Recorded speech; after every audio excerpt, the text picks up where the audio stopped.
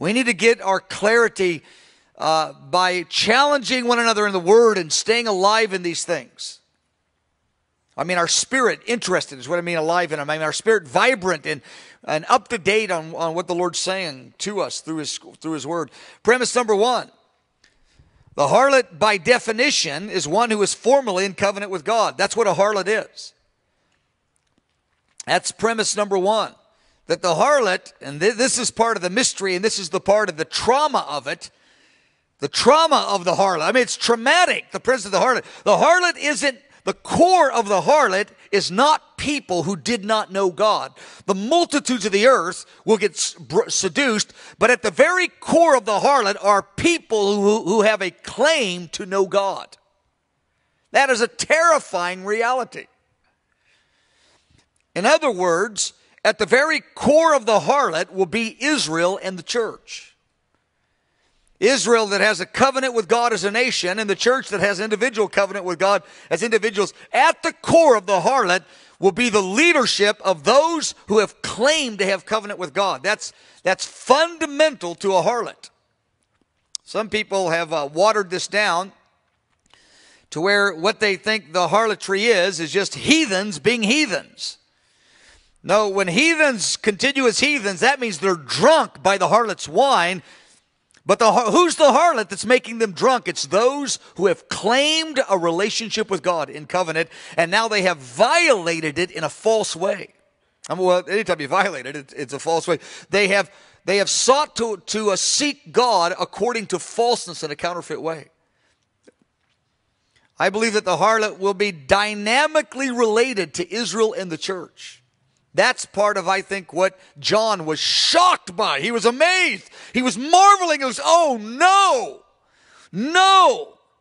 Because, beloved, a harlot has at least a prior claim to relationship. Most of the references to harlotry, there's about 90 of them, to corporate harlotry or adultery, and it's talking... All of them are talking to Israel except for two passages. Whenever God is talking about harlotry, He's talking about idolatry. Idolatry. You could read more, it's more than that, but that's the core reality. It's idolatry. The harlot will have great prominence. You have prominence in religion and prominence in economics. That's one of the main premises. We don't know exactly how it's going to be walked out, but we know she's going to be really big in religion worldwide, and she's going to be really big in economics. Say, well, what specific is that going to look like? We don't know. But we know the kings of the earth and the merchants and the great men of the earth will be deceived by her. They'll buy in. So it will look good. It won't be easily to, it won't look like a sham easily. It will to believers with discernment. And people will not appreciate our discernment on this.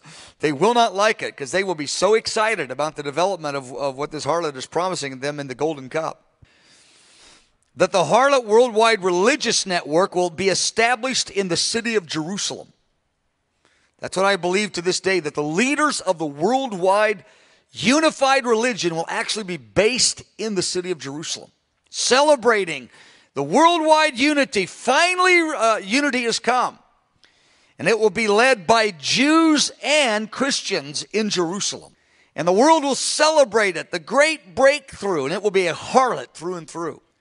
And it will work with its counterpart, which is equally the harlot, just a different expression of it, which is a worldwide economic network based in the rebuilt city of Babylon on the Euphrates River.